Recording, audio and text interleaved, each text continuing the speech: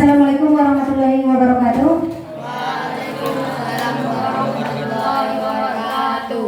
Alhamdulillah, sama-sama kita panjatkan puji syukur kehadirat Allah Subhanahu wa taala yang memberikan kita rahmat serta hidayahnya, serta selawat beriring salam ke Nabi besar Muhammad sallallahu alaihi wasallam yang sangat kita harapkan syafaatnya di yaumil akhir. Yang kami hormati Ibu Kepala SMP Negeri 3 Kuala Selatan, yang kami hormati adik kami perwakilan dari bengkel sampah, dan yang kami hormati Bapak Ibu yang telah berkenan hadir di hari ini, serta yang kami banggakan perwakilan kelas yang terdiri dari ketua kelas, wakil ketua kelas, sekretaris, dan bendahara. Untuk kesempatan ini Ibu kepengen berbagi sedikit tertib acara kita. Yang pertama, kata pembukaan yang dibuka oleh protokol Ibu sendiri, kemudian kata sambutan dari kepala sekolah, dan yang ketiga pemaparan dari adik kami perwakilan dari bengkel sampah. Nanti sesi terakhir penutup yaitu doa. Untuk mempersingkat waktu, Ibu akan mengucapkan sedikit kata pengantar dari Ibu. Di sini kita akan membudayakan yang namanya budaya positif yang di sekolah. Apa itu budaya positif? Yang dikatakan budaya positif itu dimulai dari disiplin diri sendiri. Kita di sini budaya positif yang Ibu kembangkan adalah menciptakan sekolah yang nyaman dan juga bersih. Yang namanya nyaman dan bersih itu tidak lepas kaitannya dengan sampah-sampah yang berserakan di lingkungan sekolah kita. Jadi di sini spesial untuk membudayakan budaya positif kita di sekolah, Ibu mengundang perwakilan dari bengkel sampah yang akan memaparkan tentang penggunaan sampah, pemanfaatan sampah di lingkungan sekolah. Untuk bersingkat waktu, marilah kita mendengarkan kata sambutan dari Ibu Kepala SMP Negeri 3 Kuala Selatan. Kepada Ibu kami persilakan dengan segala hormat.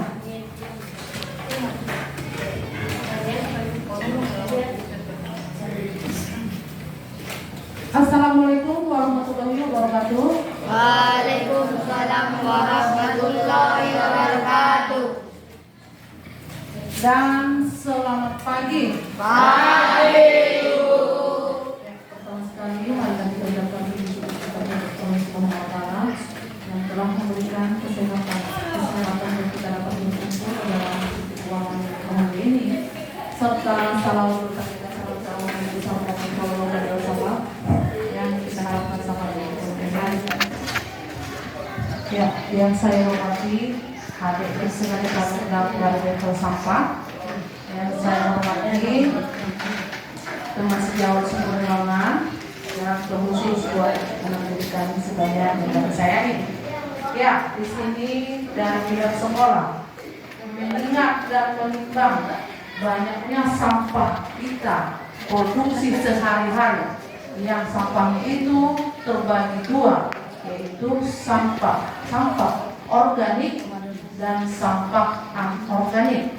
Yang lebih berbahayanya adalah sampah anorganik yang tidak mampu bakteri ataupun mikroorganisme membusukkan dalam kurun waktu yang sangat panjang. Untuk itu, untuk menanggulanginya, caranya dan pihak sekolah memanggil bengkel sampah. Untuk apa tujuannya? Biar anak-anak kami sekalian sadar bahwa sampah itu masih bisa dipergunakan, masih bisa diolah, masih bisa menghasilkan uang. Maka dari situ, setelah nanti awal yang sengaja kita undang ini membuat anak-anak kami sekalian bahwa kebersihan itu salah satunya membuang sampah sembarangan itu sangatlah tidak terpuji. Ya, untuk lebih lanjutnya nanti kita persilakan abang ini mengelolanya, dan mudah-mudahan kita kedepannya diberi Tuhan kesehatan, murahnya rezeki, umurnya panjang, pertama-tama keimanan, saya akhiri dengan Assalamualaikum warahmatullahi wabarakatuh dan selamat pagi.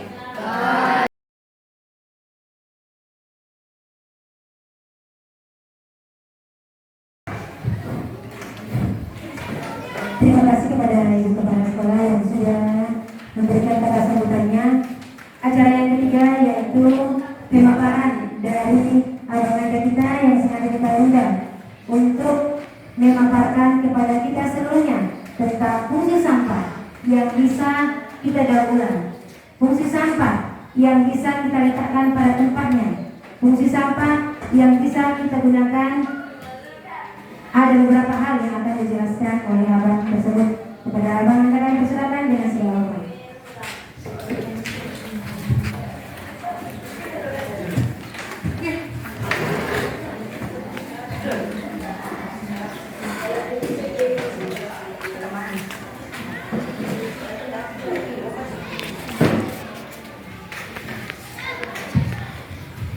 Bismillahirrahmanirrahim. Assalamualaikum warahmatullahi wabarakatuh. Waalaikumsalam warahmatullahi wabarakatuh. Selamat pagi dan salam sejahtera untuk kita semua. Iya, pagi ya. Ya, di sini boleh Pak, silakan masuk. Di sini abang dari perwakilan dari PT Inovasi Muda Apola atau brandnya adalah Bengkel Sampah.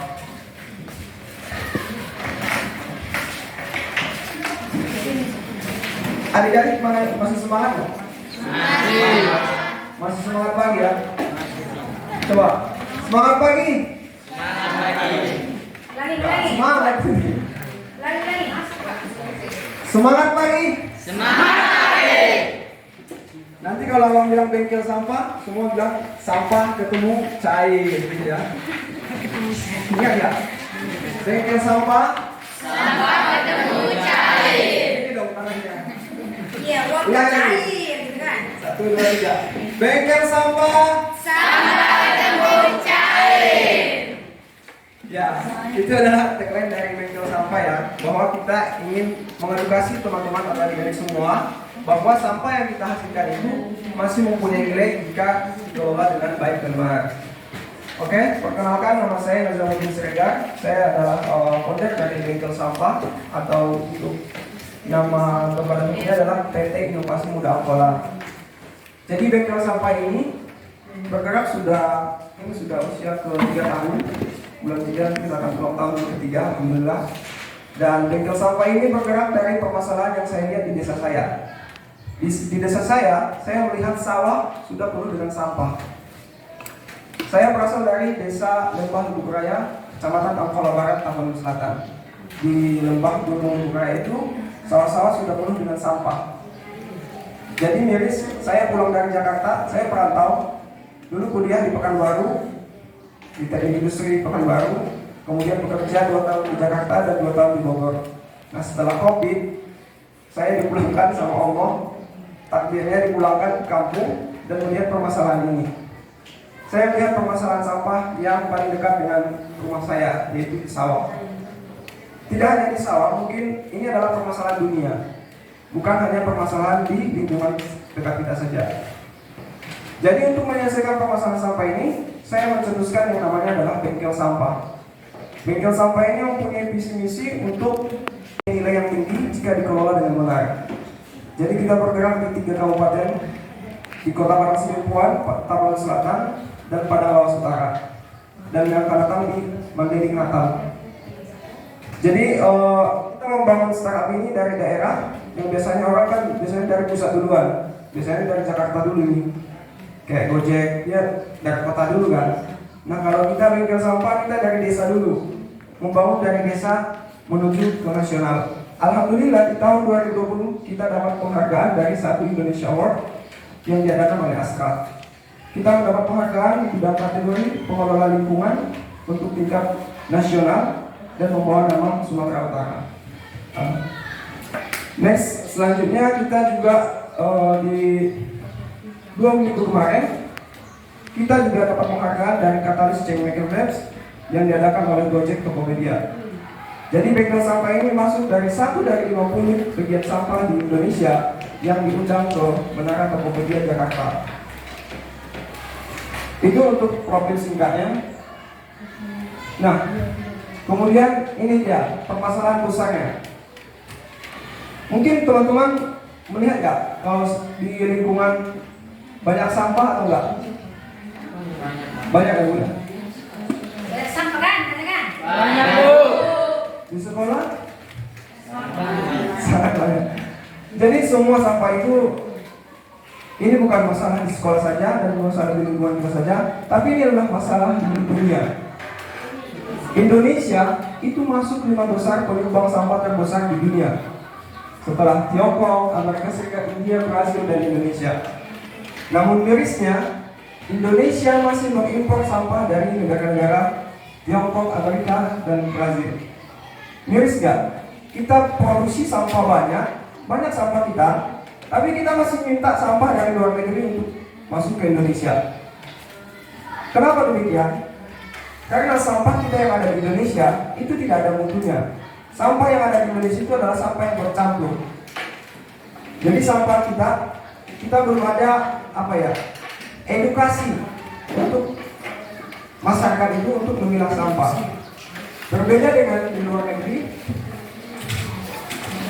mereka itu sudah ada budaya untuk memilah sampah. Contohnya di Jepang, di sana ada satu desa yang mereka memang khusus memilah desa. Namanya itu adalah desa lupa saya namanya. Memang khusus desa itu adalah pegiat sampah gitu. Dari kakek nenek semua usia berapapun mereka sudah sadar untuk memilah sampah. Di setiap rumah itu sudah ada wadah-wadah pemilahan sampah gitu. Jadi itu tadi jenisnya. Kita masuk 5 besar, kita ranking 5 besar nih, juara 5. Kita juara 5 di dunia menyumbang sampah. Tapi kita masih minta sampah dari luar negeri untuk bahan baku industri. Kenapa demikian teman-teman? Karena sampah ini adalah bahan baku industri. Contohnya plastik. Plastik yang kita hasilkan dari jajanan itu bisa diolah dan masuk ke pabrik daur ulang untuk dijadikan bahan mentah industri seperti botol aqua ataupun botol air mineral. Itu bisa diubah menjadi isian bantal ataupun pengganti kapas ataupun bisa menjadi bahan baku jersey ataupun baju sepak bola.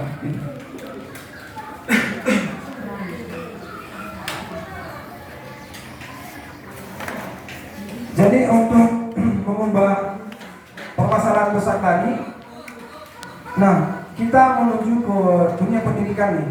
Bengkel sampah di tahun kemarin juga sudah ada 2 sekolah, satu di Kota Parang Sidimpuan di Tapanuli Selatan, di SMP 1 Manopas.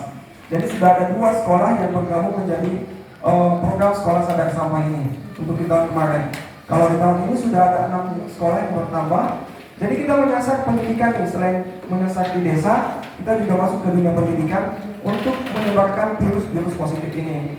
Jadi selain virus corona, juga harus ada virus positif yang harus kita sebarkan ke teman-teman untuk bisa diaplikasikan. Karena kita sudah jauh sekali tertinggal dibandingkan negara-negara tetangga atau negara-negara yang sudah terlebih dahulu yakin ataupun peduli terhadap sampah ini. Jadi untuk mengejar ketertinggalan ini, kami berinisiatif untuk masuk ke dunia pendidikan atau masuk ke desa-desa agar ini menjadi budaya di Indonesia, budaya baik di Indonesia. Jadi sebelumnya kita kan dianjurkan oleh pemerintah buang sampah pada tempatnya. Nah kalau kita di sini pilah sampah dan kelola sampah. Jadi tidak ada lagi namanya buang, semua jadi uang. Oke, di sini Abang akan menjelaskan tentang sampah. Adik-adik di sini atau ibu-ibu, bapak-bapak yang tahu jenis-jenis sampah ini, biasanya apa aja nih sampah? Jenis-jenis sampah ini. Ya, organik apa nih? Boleh kalau mas silakan bersuara aja. Jenis sampah yang diketahui anorganik. Ada lagi organik ya, anorganik, organik, dan B3 berbahaya, beracun ya. Jadi dalam bengkel sampah itu tidak hanya untuk memilah anorganik dan organik saja, kita juga harus memilah lebih detail lagi. Semua jenis-jenis plastik kita ada yang harus dipilah. Jadi untuk mendapatkan nilai yang tertinggi ataupun harga yang tertinggi, kita harus memilahnya berdasarkan jenis plastik. Jadi ini yang harus kita edukasi ke masyarakat kita. Misalnya di dalam satu buah botol aqua itu ada 3 jenis plastik yang berbeda, 3 jenis bahan baku industri yang berbeda. Mulai dari tutupnya itu jenisnya adalah PP, polipropilen, itu nama jenis kimianya. Kemudian botol aquanya itu jenisnya adalah PET, polietilen. Kemudian labelnya adalah jenis PP juga, yaitu polipropilen tapi yang lembaran. Jadi di dalam satu buah sampah itu sudah ada 3 jenis yang berbeda yang harus dipilah. Jadi inilah tugas kita di lingkungan. Selain kita memilah organik, anorganik, dan B3 tadi, kita juga harus memilah sesuai jenis yang ada di perangkat buku tabungan itu. Nanti adik-adik semua akan dikasih buku tabungan per kelas. Untuk role modelnya ini sudah ada di MTSN Parangsilimpuan. Untuk sekarang tabungan mereka itu sudah mencapai 1 juta lebih dari sampah jajanan mereka. Jadi mereka setiap jajan, misalnya di bakso dulu, itu gelas cup itu mereka dicuci tiriskan. Nanti setiap hari Selasa kalau di sana, setiap hari Selasa mereka sebarkan ke bank sampah sekolah. Jadi sampah mereka itu nggak terbuang. Kalau di sana itu masih buang sampah ke jalan raya ya, mereka masih jalan jauh untuk membuang sampah. Jadi setidaknya mereka tidak ada resiko untuk tersenggol becak lagi atau tersenggol angkot gitu. Setidaknya itu sudah mengurangi resiko kecelakaan.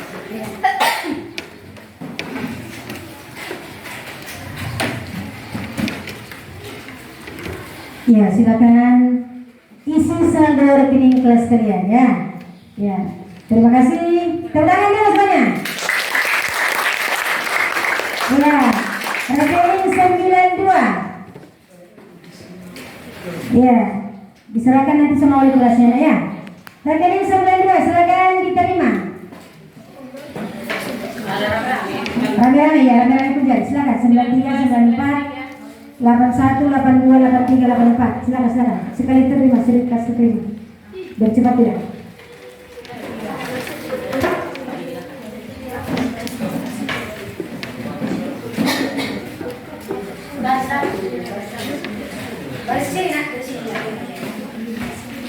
Ini nanti lomba-lomba ngisi rekeningnya ya.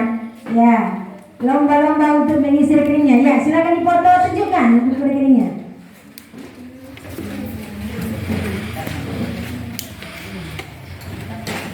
Ya, silakan. Ya, silakan. Kurikulum Merdeka, implementasi kurikulum Merdeka. Sekaligus saya akan memaparkan di sini tentang budaya positif yang akan kita terapkan di SMP Negeri Bangka Selatan. Yang pertama di sini tentulah seperti yang disampaikan Ibu Kepala tadi, Bapak Ibu tanya dalam hati, kenapa ada surat panggilan, kenapa ada surat undangan, gitu kan Bapak Ibu kan? Ya, tidak lain tidak bukan seperti yang disampaikan tadi, pihak sekolah ingin bersilaturahmi dengan bapak, dengan ibu, para orang tua, karena kita sama-sama orang tua di sini. Kami ingin mengenal bapak serta ibu selaku orang tua yang kami butuhkan sebagai pembimbing anak penerus bangsa.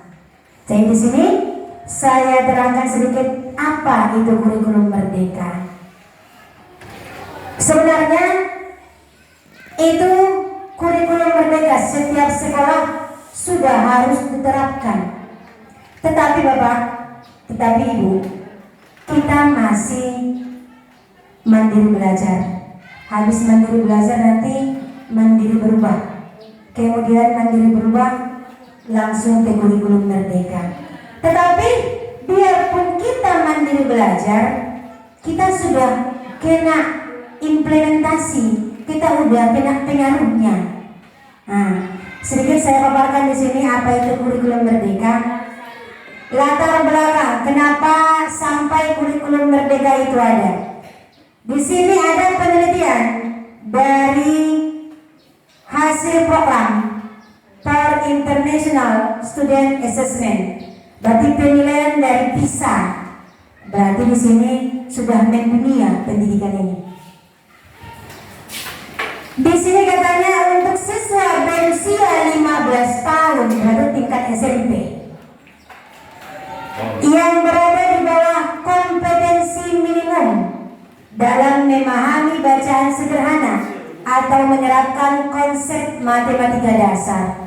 Katanya usia 15 tahun itu berada di bawah kompetensi minimum. Kalau dia KKM rapotnya, ibu bapak semua pernah nengok rapot kan? Ya kan? Kalau KKM-nya itu nilai 75, di bawahnya itulah nilainya. Makanya diubahlah kurikulum itu. Dari kemarin, tahun kemarin kita memakai kurikulum 2013, kita memakai sekarang yang namanya kurikulum merdeka. Tetapi kita masih implementasinya, masih pengaruhnya, kita akan terus ke sana, jenjang ke sana. Memahami bacaan sederhana aja, siswa anak yang berusia 15 tahun sulit mengartikannya. Bacaan sederhana. Pernah nggak bapak tengok itu di situ? Nah, jemputkan dulu abang Sianu Kesanu. Dari kalimat ibu, si anak ini nggak ngerti. Pernah nggak seperti itu? Pernah merasakan? Ya kan bapak? Ya kan ibu? Jadi inilah makanya diadakan kurikulum merdeka. Untuk mengatasi hal tersebut, Kementerian Pendidikan, Kebudayaan, Riset dan Teknologi melakukan penyederhanaan kurikulum. Dilakukanlah penyederhanaan, pembelajarannya dilakukan penyederhanaan dalam kondisi khusus untuk mengatasi ketertinggalan belajar. Yang hasilnya 31,5% yang menggunakan kurikulum merdeka menunjukkan dampak sampai dengan 86%. Berarti peningkatan kira-kira berapa persen itu Bapak? 31 ke 80 atau 50% peningkatan di sini.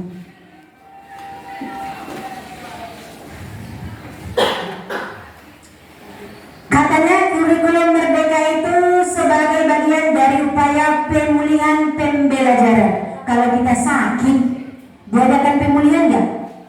Diadakan Bapak Ibu pergi ke rumah sakit, menemui bidan kan? Gitulah pembelajaran Bapak Ibu. Anak kita semakin tidak hormat sama kita. Anak kita semakin tidak mendengar apa yang kita katakan. Semakin melawan anak zaman sekarang. Ya kan Bapak? Ya kan Ibu? Benar nggak? Benar. Makanya diadakan pemulihan. Kalau orang sakit katanya diadakan pemulihan. Yang sebelumnya disebut kurikulum dikembangkan menjadi kerangka kurikulum yang lebih fleksibel, yang berbasis proyek. Jadi jangan heran kalau kami nanti pihak sekolah menambah jam anak bapak, anak ibu di sekolah. Kenapa ya anak saya kalau jam 3 sudah pulang? Ini jam 4 belum pulang. Kemana dia? Jangan tanya-tanya bapak, jangan tanya-tanya ibu. Tapi jangan pulang lewat jam 4. Nanti entah main-main dia. Makanya kami perlu nanti kontak langsung dari bapak dan ibu. Nanti siswa kami seluruhnya kelas 8, kelas 7, kelas 9 itu kami minta nomor WA orang tua. Kenapa? Anaknya masing-masing wali kelas WA orang tua. Sudah sampai anaknya Pak, sudah sampai anaknya Bu di rumah karena sudah pulang sekolah seperti itu. Jadi akan ada kami buat nanti kerja proyek. Apa kerja proyek? Itu nanti menambah yang namanya budaya-budaya positif, yang namanya kebajikan-kebajikan positif dari siswa kita. Kami kepengen mengubah anak kita yang tidak hormat menjadi punya adab. Seperti itu. Sama orang tua, sama siapa saja jika bertemu.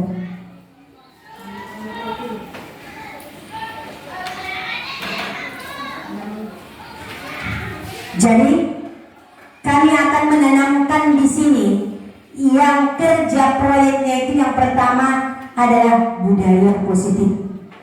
Ini ada beberapa pendapat dari psikiater dunia ini. Ini psikiater dunia ini yang namanya itu Dr. William Glasser. Itu katanya apa dia menumbuhkan budaya positif itu? Kita buat ilusi guru mengontrol murid. Nah, kita itu sebagai orang tua, kami sebagai guru di sini bisa kita mengontrol anak kita. Gimana caranya? Punya teknik. Kalau bapak ibu suruh anak melawan, bisa nggak bapak ibu kontrol dia? Itu dia. Berarti anak ini tidak patuh lagi sama bapak ibu. Apa alasannya? Di sini ada ilusi guru atau orang tua mengontrol murid, ilusi bahwa semua penguatan positif, efektif dan bermanfaat. Ini ada beberapa ilusi. Kemudian untuk menumbuhkan budaya positif itu diperlukan disiplin yang positif, baik dari rumah maupun sampai ke sekolah. Bagaimana dikatakan disiplin positif itu, Bapak? Ini disiplin anak mulai dari rumah, mulai dia dari bangun pagi. Ada nggak Bapak Ibu yang masih dibangunkan? Anak Bapak masih dibangunkan nggak pagi-pagi? Udah jam 8 itu baru bangun, kau terlambat rasakan. Orang tua seperti itu kan? Nah, ini disiplin positif mulai dari bangun dia, berangkat sekolah, sampai dia ke sekolah, terus pulangnya di rumah. Jadi Bapak, jadi Ibu, marilah kita tanamkan disiplin positif. Kita disiplinkan anak kita mulai dari bangun. Buatlah dia mandiri, bertanggung jawab untuk diri sendiri, tanpa dibangunkan, tanpa disuruh sholat, tanpa disuruh ibadah. Sudah bisa sendiri. Bagaimana menumbuhkan itu sama anak? Kita harus tahu apa arti disiplin biar bisa ditumbuhkan sama anak. Kalau kita tidak tahu, mana bisa ditumbuhkan. Inilah arti disiplin. Dalam rangka menciptakan lingkungan positif, salah satu strategi yang perlu kita tinjau adalah penerapan disiplin, baik di rumah maupun di sekolah. Sebelumnya kita maknai disiplin, tanya dirilah, Bapak selaku orang tua, kami selaku guru, tanya pada diri sendiri, sudah disiplinkah saya sebagai orang tua yang sebagai suri tauladan untuk anak wajah masa depan? Ingat Bapak, anak kita itu ibaratkan dia itu, inilah gambaran Indonesia yang akan datang. Inilah anakku yang akan datang. Kalau aku sudah habis masanya, inilah anakku. Inilah Indonesia itu nanti. Kita bayangkanlah dia. Inilah wajah masa depan itu. Tanyakan dulu pada diri kita, bagaimana kita berperilaku? Sudah disiplin gak saya? Kalau Bapak Ibu berperilakunya masih belum disiplin, gimana mau menerapkan sama anak kita? Bapak pulangnya jam 10 malam. Ya iyalah, anak kita pulang jam 12, jangan heran. Nggak usah heran. Jadi nggak usah heran Bapak. Kenapa ya anak saya itu pulangnya jam 12 malam? Udah Ibu, ya.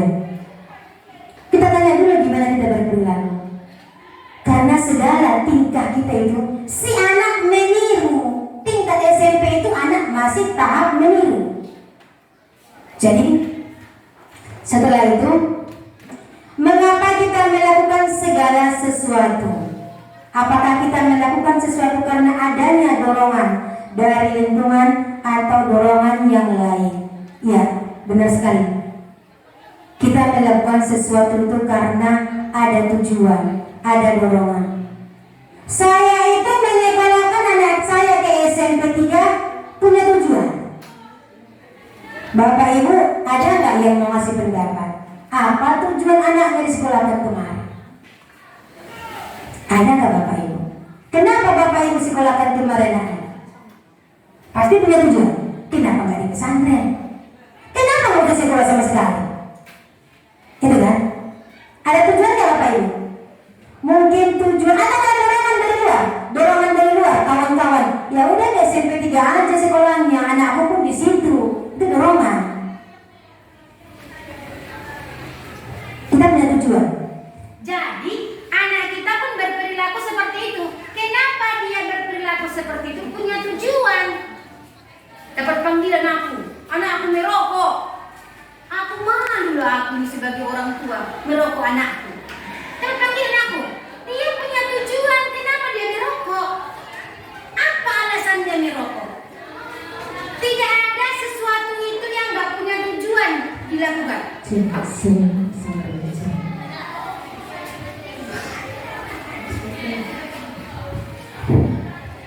Jadi setelah kita tahu makna disiplin, tanyakan diri kita, perbaiki diri kita dulu.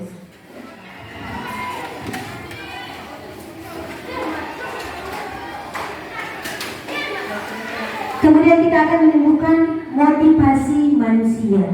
Yang pertama, untuk menghindari ketidaknyamanan atau hukuman. Yang pertama di sini, kenapa ya anak saya melakukan ini? Kenapa anak saya cepat bangun? Biar sampai ke sekolah dengan cepat. Berarti anak saya itu tidak akan kena hukuman. Bapak Ibu boleh kasih motivasi sama anak. Makanya sebagai orang tua itu tadi yang pertama punya ilusi mengontrol anak. Nah, kita punya berilusi. Nah, kalau kamu itu bangun cepat, nanti gak dihukum ke sekolah, cepat sampainya. Gak rindu kau sama kelasmu, gak rindu kau sama kawan-kawanmu. Kita buat ilusi dia. Jadi anak itu kita pengaruhi di situ. Kita kasih motivasi. Boleh dengan kata-kata untuk menghindari ketidaknyamanan atau hukuman. Kemudian untuk mendapatkan imbalan atau penghargaan dari orang lain. Nah, kalau kamu itu cepat bangun, kamu tuh membantu mama cepat, dapat pahala loh. Dapat pahala kalau bantu orang tua. Kita kasih ilusinya, kita kasih motivasi agar tumbuhlah disiplin sama diri anak kita. Kemudian untuk menjadi orang yang mereka inginkan dan menghargai diri sendiri. Nah, kalau kamu cepat bangun, nanti kalau kepingin kau jadi polisi, pas nanti pendidikannya cepat bangun. Silakan pengaruhi dia dengan mengungkapkan motivasi manusia yang sudah disampaikan. Kemudian ada di sini hukuman dan penghargaan. Dihukum oleh penghargaan. Jangan Bapak Ibu sekali-kali menyuruh anak kita dengan imbalan. Kasih penghargaan. Contoh, orang tua sering menyuruh anak. Ayah, mama. Saya ambillah contoh. Ibu lah dulu. Nah, belikan dulu sama mama cabai. 1 ons, itu di warung sana beli 1 ons. Saya dia. Nanti balik duitnya ini sama kamu. Duit ini baliknya kalau ibu kasih lah. Contohnya 1 ons itu cabai harganya 5.000. Ibu kasih 10.000. Baliknya sama anaknya. Nah, belikan cabai ibu seos ya. Nanti baliknya sama kamu. Ibu kasih dia dengarkan, ibu kasih dia upah. Itu sebagai hukuman. Nanti anak ini lama-kelamaan tidak akan mau tanpa imbalan. Makanya Bapak Ibu jangan sekali-kali Bapak Ibu memberikan penghargaan yang dimaksud dengan sama dengan dihukum dia. Berarti itu merusak citra anak kita. Kemudian ini sesuai dengan pendapat si L.P. Cron, yaitu seorang peneliti yang meneliti tentang psikolog siswa. yang mengumumkan baik penghargaan maupun hukuman adalah cara-cara mengontrol perilaku seseorang yang menghancurkan potensi pembelajaran. Itu akan menghancurkan potensi pembelajaran. Kalau di otak-otak dia, oh imbalan terus. Berarti kalau melakukan sesuatu harus ada imbalan. Tidak ada berarti ikhlas hatinya. Hilanglah potensi yang ada dalam dirinya. Seperti itu Bapak Ibu.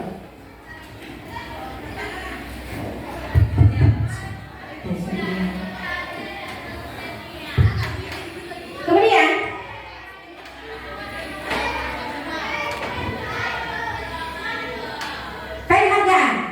penghargaan di sini memiliki pengaruh jangka panjang dan jangka pendek. Ini apabila kita tengok penghargaan itu tidak efektif. Kenapa ya penghargaan tidak efektif? Bukankah semua pekerjaan itu harus dihargai? Kita baca di sini. Suatu penghargaan adalah suatu benda atau peristiwa yang diinginkan setiap manusia. Di sini yang dibuat dengan persyaratan. Ada persyaratan di situ. Kalau kamu juara 1 dapat uang sekian. Ada syaratnya kan Bu? Bapak kan? Nah. Kemudian hanya jika Anda melakukan hal ini maka Anda akan mendapatkan penghargaan. Jadi kalau enggak dia juara, tidakkah kita kasih dia sesuatu? Harusnya kasih ya, harusnya kasih juga. Makanya di sini penghargaan itu juga merusak potensi siswa. Kemudian jika kita memberikan seseorang suatu penghargaan untuk melakukan sesuatu, maka kita harus terus-menerus memberikan penghargaan itu. Jadi Bapak, sekali dikasih penghargaan, terus-menerus dia akan minta terusan. Terus-terusan itu. Mak, aku udah juara. Ibu tengoklah, anak ibu yang juara. Mak, semester yang lalu saya juara 1 loh. Mama kasih saya uang 100.000. Tengoklah semester 2. Mak, saya juara juga. Mana uangnya? Dia akan minta terus-terusan. Itulah kalau kita terus ngasih dia penghargaan. Berarti penghargaannya sama dengan menghukum, merusak potensi siswa.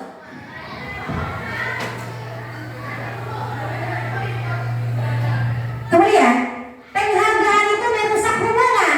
Kenapa saya bilang penghargaan itu merusak hubungan?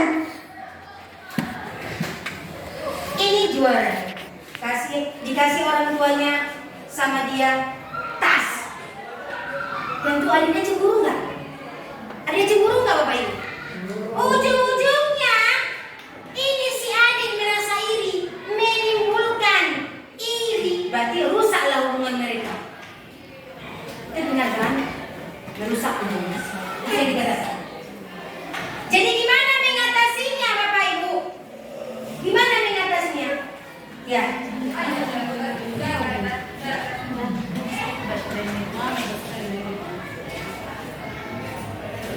Tek-tek lagi ya.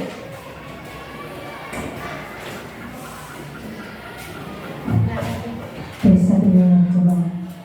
Mengatasinya, kita buatlah dia pendekatan restitusi. Namanya pendekatan restitusi. Kalau anak kita yang bangunnya susah, kita buat pendekatan. Bukan kita kasih penghargaan, bukan kita kasih hukuman, tidak. Tapi kita lakukan restitusi. Apa itu restitusi? Pendekatan. Inilah restitusi, sebuah cara menanamkan disiplin positif. Berarti budaya, kita budayakan dia positif. Proses menciptakan kondisi bagi murid untuk memperbaiki kesalahan mereka sehingga mereka bisa kembali pada kelompok mereka. Jadi Bapak, kalau dapat panggilan anak kita merokok, dapat panggilan merokok, bukan langsung dimarahin. Ini anak kita ini sekarang, wajah masa depan ini sudah ada pada generasi X X sampai GZ, mulai dari X sampai GZ. Z itu dari generasi akhir itu, A, B, C apa deh? Z itu udah terakhir kan Bapak? Iya kan? Mereka lah generasi yang terakhir, generasi Z. Jadi Bapak, begitu dapat panggilan, anak kita merokok contohnya, ataupun berkelahi di kelas, dapat panggilan orang tua, jangan langsung marahin. Datang kawannya, ini ada surat panggilan dari guru kami. Ibu tengoklah, bapak tengoklah. Oh, ngapain rupanya dia tidak dipanggil? Merokok di kelas. Datang anak-anak, jangan langsung dimarahin, jangan langsung dipukul. Kita lakukan pendekatan. Kita buatlah di situ, kita tanamkanlah disiplin kita Bapak Ibu sebagai orang tua. Itulah yang dikatakan restitusi, memperbaiki kesalahan mereka sehingga mereka bisa kembali pada kelompok mereka. Kita berusaha membuat pendekatan, kita perbaiki, kita dekatkan diri sama anak. Gimana caranya? Ada 3 caranya. Yang pertama, menstabilkan identitas. Yang kedua, memvalidasikan tindakan. Dan ketiga, membuat keyakinan pada diri anak. Bagaimana dikatakan memvalidasikan kesalahan? Nah, ada panggilan orang tua, anak panggil, duduk bagus. Jangan langsung wajah marah. Anak dipanggil duduk bagus. Nah, ada ini surat cinta dari sekolah. Ada surat cinta dari sekolah ini. Benar gak nak yang mama baca? Benar gak nak yang bapak baca? Kamu merokok di sekolah. Paling gesingkan dia. Benar gak dia melakukan? Jangan langsung, oh kamu merokok ya. Jangan langsung gitu. Benar gak nak kamu merokok? Kalau dijawabnya, iya mak, saya merokok. Silakan validasikan tindakan yang salah. Silakan stabilkan dia. Stabilkan keadaan dia. Tindakannya salah enggak? Nah, kalau dia merokok, tak apa-apa. Semua orang tak ada yang sempurna. Semua manusia pernah melakukan salah. Jadi, salah enggak kamu itu merokok padahal usiamu masih SMP? Tanya seperti itu. Kasih dia pelajaran, kasih dia kemandirian, kasih dia tanggung jawab. Maka si anak akan bertanya, wah kenapa aku gak dimarahin ya? Iyalah, memang benar semua orang itu pernah salah. Inilah yang melakukan kesalahan. Kasih dia pembelajaran bahwa dia memang salah. Maka dia akan menjawab salah. Ya, kalau sudah salah, benar ya, sudah salah kau rasa, sudah benar salah nah, sudah. Kemudian buatlah keyakinan. Terus apalah tindakanmu selanjutnya untuk memperbaiki kesalahanmu. Bapak Ibu tanyalah, apa tindakan selanjutnya yang mau dia lakukan? Kasih dia kesempatan Bapak. Jangan ibu langsung menghukum. Biarkan dia memperbaiki kesalahan dia sendiri. Biarkan terbentuk kemandirian. Biarkan dia menjadi pelajar berprofil Pancasila. Jadi ibu buatlah apa gagasanmu nak memperbaiki kesalahannya. Dia akan jawab, nggak ulangi lagi dong mak, nggak merokok aku lagi dong. Ini kedepannya nggak merokok aku. Benar nak, bisa bapak tanggung jawabkan. Bisa mak, benar ya, benar. Sudah bicara sama mama, sudah bicara sama ayah, iya. Ya udah, kembalikan dia ke kelompoknya, buat dia percaya diri. Udah selesai.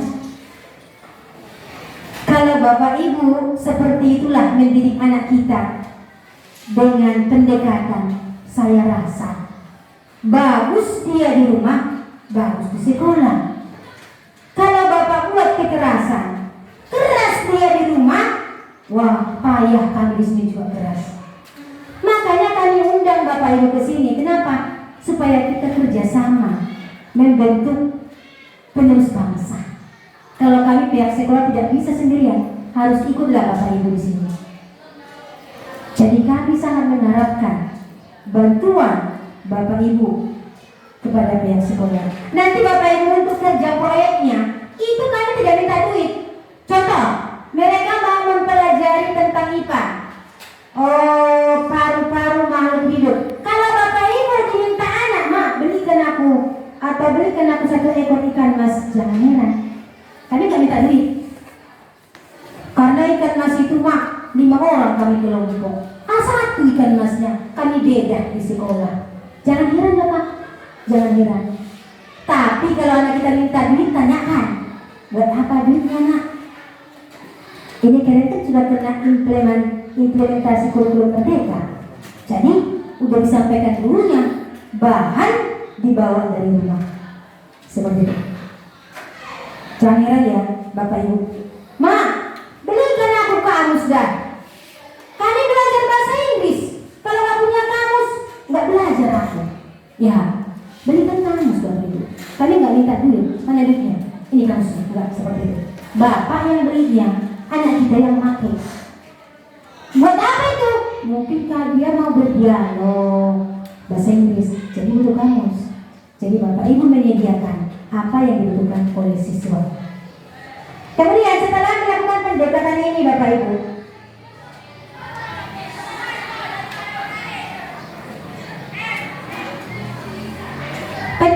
pendekatan adalah cara yang paling baik dalam memupuk percaya diri murid dan membentuk murid belajar untuk mengubah kebiasaan dari kecenderungan untuk mengomentari orang lain menjadi mengomentari diri sendiri.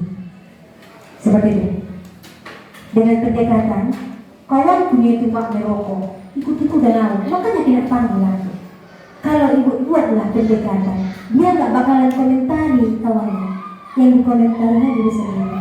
Semalam hari apa ya begitu kemarin, yang IKM pertama kelas 7, hari Rabu, Selasa ya, itu ada orang tua yang bilang seperti ini. Kawan-kawanku ribut di kelas, katanya. Kalaulah seorang orang tua melakukan pendekatan restitusi yang sudah kami sampaikan dari pihak sekolah, maka anak ini tidak akan mengomentari kawannya, dia akan mengomentari diri sendiri. Oh, kalau saya ribut, guru saya pasti marah. Ya udahlah, saya diam saja. Seperti itu. Jadi nggak bakalan dikomentari kawannya. Makanya dilakukan pendekatan restitusi.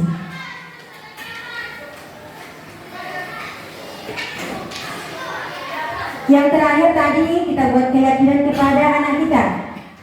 Ada keyakinan di lingkungan sekolah, ada keyakinan di lingkungan keluarga. Yang kita perhatikan di sini yang terakhir adalah kebutuhan dasar manusia. Kita sebagai manusia punya kebutuhan dasar.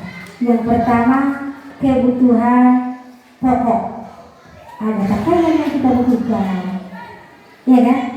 Kalaulah anak kita kekurangan satu saja kebutuhan yang 5 ini, maka akan timbullah beberapa kebiasaan-kebiasaan buruk dalam jiwanya. Apa-apa saja 5 kebiasaan itu? Yang pertama, kasih sayang dan rasa diterima. Dia kurang kasih sayang Bapak Ibu. Dia merasa tidak diterima di keluarga itu. Kenapa si anak bisa merasa tidak diterima? Mungkin Bapak Ibu tidak mengacuhkannya. 1 hari penuh tidak pernah Bapak Ibu tegur dia. Yang penting Bapak pulang dari kebun, pulang dari sawah, langsung pulang tidur. Tidak pernah Bapak tegur. Jadi dia merasa kurang kasih sayang. Kurang kasih sayang itu diberikan dari lingkungan keluarga. Ingat Bapak Ibu, pembentukan sifat tingkah laku yang pertama berasal dari lingkungan keluarga. Kalaulah kurang dia kasih sayang, maka timbullah kebiasaan-kebiasaan buruk itu. Di sini kebutuhan psikologis, disayangi, itu masuk kepada kasih sayang dan rasa diterima. Kemudian yang kedua, kebutuhan yang kedua, penguasaan. Kebutuhan pengakuan atas kemampuan. Penguasaan. Nah, ranking berapa kamu di rapor? Ranking 11, Mak. Ranking 11, berapa kalian 11? 30. Oh, masih bagus. Pernah nggak Bapak Ibu puji anak kita seperti itu? Pernah nggak? Jangan dibilang, berapa kali kau ranking 11 dapat kau? Nggak dapat ranking 1, sana kau, jauh. Janganlah Bapak Ibu kita buat seperti itu. Janganlah buat dia merasa bersalah pada diri dia. Malah kita harus memotivasi, udah lewat tadi motivasi. Kita buatlah pengakuan atas kemampuan dia. Dia cuma mampu cuci piringnya 3 biji. Syukurlah. Oh udah bagusnya 3 biji kau cuci piring ini. Piring gelas untuk wajah. Gak apa-apa nah. Bagus sekali udah bisa kau itu. Besok-besok tambah piring mama ya. Nah bikin lagi. Siapnya 6. Silakanlah Bu. Ibu akuilah kemampuan dia. Setidaknya dia dapat dia di sekolah. Buatlah pengakuan atas kemampuan dia di rumah. Dapatnya salah satu pihaknya, nggak dapat di rumah, nggak dapat di sekolah, si anak akan nyeleweng. Timbullah Bapak Ibu sifat-sifat yang negatif itu, yang merokok, yang cabut, macam-macam lah tingkah anak, yang ribut di kelas, mengganggu kawannya, sampai-sampai Bapak Ibu dipanggil gara-gara aduh George kesini. Kemudian kebutuhan kesenangan, kebutuhan untuk merasa senang. Pernah nggak Bapak Ibu menatap wajah anak kita senang, ketawa aja? Silakan Bapak Ibu duduk dulu, bayangkan waktu anak kita tertawa lepas. Wah, pernahkah Bapak Ibu tengok wajah anak kita tertawa lepas ya? Lihat betapa senangnya dia. Kalau dia butuh, ini kebutuhan 5 dasar. Nggak dapat dia kesenangan di rumah, nggak dapat dia kesenangan di rumah, ujung-ujungnya ke sini Bapak Ibu. Dia cari kesenangan, tidur dia, gurunya menerangkan, malas dia mendengarkan. Itu Bapak Ibu. Sulit dia bergaul dengan kawannya. Jadilah anak kita ini pendiam. Kemudian kebutuhan yang lain,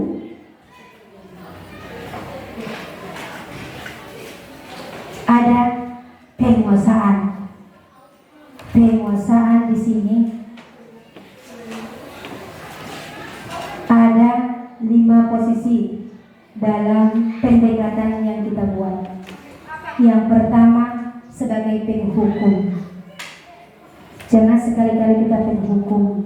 Janganlah bentak-bentak anak kita. Maka kita di sini dikategorikan sebagai orang tua, sebagai guru yang menghukum dengan membentak-bentak siswa. Yang kedua, pembuat merasa bersalah. Nah, gak kasihan kau sama mama, seharian di kebun, gak kau bantu mama, dia akan merasa bersalah. Coba ubah kata-katanya Bapak Ibu. Nah, ke kebun yuk, bantu mama, bantu ayah. Di sana nanti kita sama-sama kerja. Ubah kata-katanya. Jangan buat dia jadi merasa bersalah pada dirinya. Iya ya, salah aku buat bantu mamaku. Tapi kita pupuk kepercayaan dirinya. Yang kemudian kita buatlah posisi sebagai teman. Apakah salah posisi teman ini? Juga kurang bagus. Karena akan mengurangi rasa hormat kepada guru, kepada orang tua. Dia akan suka bermain-main dengan kita. Ada sisi baiknya, ada sisi buruknya. Kemudian sebagai pemantau, ini posisinya mendekati posisi manajer. Ini posisi manajer yang paling bagus. Inilah posisi manajer, inilah Bapak Ibu yang kita terapkan pada segitiga restitusi. Menstabilkan identitas, validasi tindakan yang salah, menanyakan keyakinan, seperti yang saya sebutkan tadi. Jadi inti dari pertemuan ini Bapak Ibu, inti dari pertemuan ini, marilah kita bekerja sama, mendidik. Bapak didik di rumah, kami didik di sekolah. Bapak budayakan positif di rumah, kami budayakan positif di sekolah. Tadi udah ada kami undang dari tim bengkel sampah. Itu untuk membudayakan positif, membiasakan kebiasaan yang membentuk karakter siswa. Itulah budaya positif itu. Yang positifnya kita budayakan menjadi pembiasaan. Yang pembiasaan ini akan menjadikan karakter siswa. Jadi Bapak Ibu di sini, di rumah kalau dia itu biasanya buang sampah sembarangan, banyak sampah di situ, coba diingatkan, coba dikasih pengertian. Tadi udah Bapak Ibu dengar tadi kan dari bengkel sampahnya. Nah, Begitu nampak sampah, oh rupiah itu rupa sampah, iya, itu rupiah, itu uang. Jadi kalau udah terbiasa di sana, akan terbiasa di sekolah juga. Nah, kalau udah ada terbiasanya, maka akan timbul karakternya. Karakter ini Bapak Ibu, terbitnya dari pembiasaan. Jadi kalau dia punya sampah, tak akan pernah dibuangnya lagi, pasti dikantonginya. Nah, inilah yang memupuk disiplin siswa itu dan budaya tersebut.